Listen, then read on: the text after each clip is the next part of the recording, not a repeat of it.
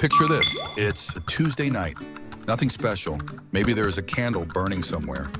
Maybe there isn't. The details don't matter that much. What matters is what's about to happen inside your body over the next 20, 30, 40 minutes. And the fact that almost nobody on earth could tell you accurately what that actually is. Because here's the thing. We live in the most information-saturated era in human history.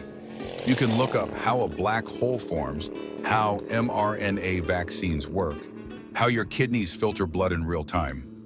But ask the average person what their own body is doing during sex, and you'll get one of two answers. Either a nervous laugh or a vague gesture toward the word hormones. That's embarrassing, and today we're fixing it. Welcome to what sex actually does to your body, in real time, stage by stage, from the first spark of arousal to the strange, foggy, deeply chemical aftermath that most people completely misunderstand. Grab something to drink. We're going all the way in, scientifically. Stage 1, the ignition. And it starts in your brain, not where you think. You haven't touched anyone yet. Maybe you're just looking at them, maybe it's a thought, a memory, a text message. Doesn't matter. Your brain has already started firing. The prefrontal cortex, the part of your brain responsible for logic, judgment, and generally keeping you from making bad decisions, begins to go quiet. Not shut off, just quiet, like a teacher who stepped out of the room.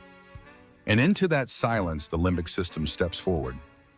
That's your emotional brain, your animal brain, the part that has been running the same software since before humans had language. Your hypothalamus fires a signal. Dopamine starts trickling into your mesolimbic pathway. This is the same reward circuit that lights up when you eat something delicious, hear a song you love, or win something. Your brain has just tagged this moment as, pursue this. Here's what nobody tells you about arousal. It is neurochemically almost identical to the early stages of addiction. The same pathway, the same dopamine spike, the same need to get closer. Evolution isn't subtle. It built the most powerful motivational system in your body and aimed it directly at reproduction. And right now, it is fully online.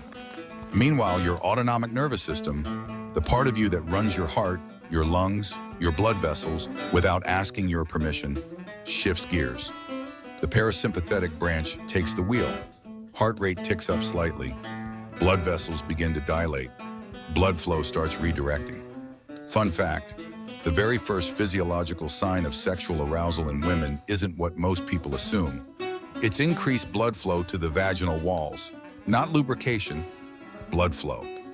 The lubrication comes from that blood flow as fluid seeps through the vaginal lining. The whole system is hydraulics before it's anything else. For men, the mechanism is almost identical. Nitric oxide floods the smooth muscle tissue of the penis, telling blood vessels to expand. Blood rushes in, venous drainage partially closes. An erection is not a muscle flexing, it is a hydraulic event.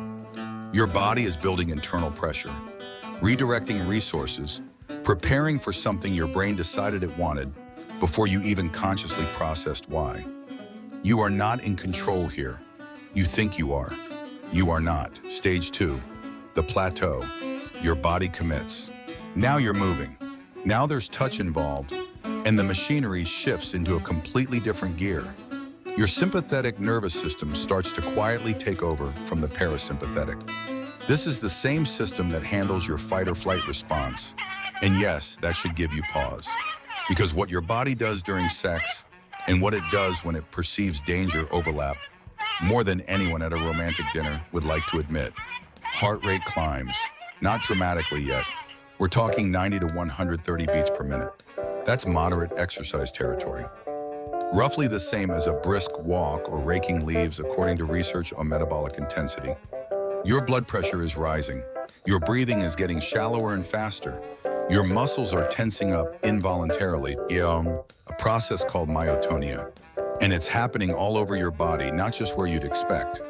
The skin flush begins.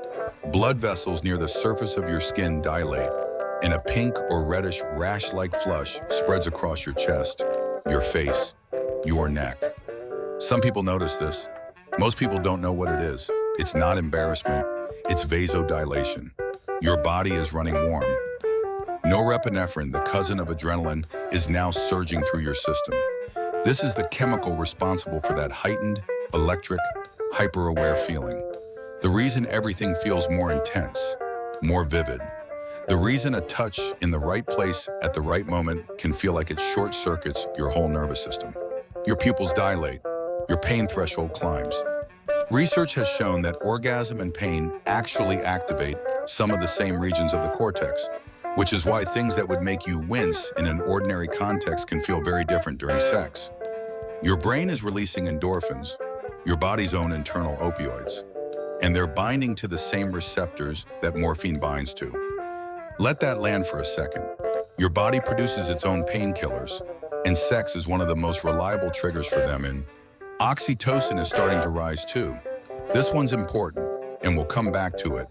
But for now, understand that it's being produced in your hypothalamus and trickling out into your bloodstream, and it is quietly, chemically, beginning to build an attachment between you and whoever is in that room with you, whether you intended that or not. Stage 3, orgasm, the 30-second neurological earthquake. Here's what movies and television have gotten catastrophically wrong about this moment. It is not primarily a physical event. It is a brain event that the body participates in. When sufficient stimulation has built up past a threshold that your spinal cord, not your brain, your spinal cord actually manages, a reflexive cascade fires. The sympathetic nervous system spikes hard. Your heart rate hits its ceiling. Blood pressure reaches its maximum. Your breathing is at peak rate. Every major organ system in your body is simultaneously demanding resources. And then your brain, quite literally, shuts down. MRI studies of the brain during orgasm show something remarkable. The lateral orbitofrontal cortex, the region responsible for reason, self-control, and evaluating consequences, goes almost completely dark. There's a reason people say they can't think straight in that moment. They neurologically cannot. The off switch for rational thought has been physically flipped. At the same time, the brain's reward circuitry floods with dopamine in a wave so intense it's been compared in brain scan studies to the dopamine surge produced by heroin. That's not a metaphor. That is the actual imaging data. Involuntary muscle contractions begin firing every 0.8 seconds. In the vaginal walls, in the uterus, in the muscles at the base of the penis. Your feet may spasm, your hands may curl. This is not you doing anything. This is your nervous system running an autonomic program that is millions of years old. Oxytocin spikes to its highest point of the entire encounter. This is the bonding hormone, right at the most vulnerable, least rational, most physiologically exposed moment you can experience. Your brain floods you with a chemical designed to make you trust the person next to you, designed to attach you to them. Fun fact, the oxytocin surge after sex with a partner is roughly 400% greater than after solo activity. 4 times. Your brain differentiates. It knows someone else is there, and it responds accordingly. Which is why casual sex is emotionally complicated for a lot of people, even when they're convinced it won't be. The chemistry doesn't check your intentions. And then, in about 20 to 30 seconds, it's over. Stage 4, resolution. The aftermath your body doesn't ask permission for. This is the part nobody talks about, and it's the most chemically interesting stage of all. The second orgasm ends, prolactin enters the bloodstream. Fast. It surges within minutes and stays elevated for up to 60 minutes. Prolactin is a dopamine inhibitor. Its entire job in this context is to turn off the wanting, to chemically signal, done, satisfied, no more pursuing. This is why you feel that particular, distinctive, almost heavy sense of completion afterward. That's not psychological. That is prolactin shutting the dopamine spigot. Biologically, your brain has received its reward and the system is powering down. For men, this is also why the refractory period exists. The body needs time, minutes, sometimes hours, before the arousal pathways can fully come back online.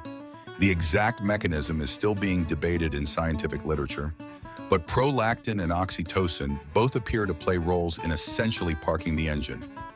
Meanwhile, cortisol, your primary stress hormone, drops. Melatonin rises slightly. This is why the urge to sleep after sex isn't laziness or indifference. It is a direct hormonal instruction from your body. Your nervous system has just run a full sprint. Adrenaline is clearing. Prolactin is suppressing dopamine. Melatonin is nudging you toward rest. The person who rolls over and falls asleep is not ignoring you. They are obeying chemistry. Your blood vessels, which were maximally dilated and running at full pressure, begin returning to baseline. Your muscles release. Your heart rate drops. Your skin flush fades as surface blood vessels constrict back to normal. Your body is performing a remarkably ordered shutdown sequence, organ by organ, system by system. Oxytocin, though, doesn't immediately vanish. It lingers. And this is where the emotional territory gets complicated. Because that bonding chemical is still circulating, still doing its work, still biologically nudging you toward the person who just shared this experience with you. The afterglow that people describe, that warm, open, slightly raw emotional feeling in the 20 to 45 minutes after sex, has a specific neurochemical basis. It is a secondary oxytocin release, and research suggests it's the window during which the deepest emotional bonding actually gets consolidated. Which means if you reach for your phone the moment it's over, you're cutting off the process your own brain was trying to complete. Fun fact, regular sexual activity has been linked to higher levels of immunoglobulin A, an antibody that acts as your body's first line of defense against viruses and bacteria. People who have sex once or twice a week show measurably stronger immune responses than those who are rarely or never sexually active. Your immune system is apparently a fan. Now here's the part where it all means something.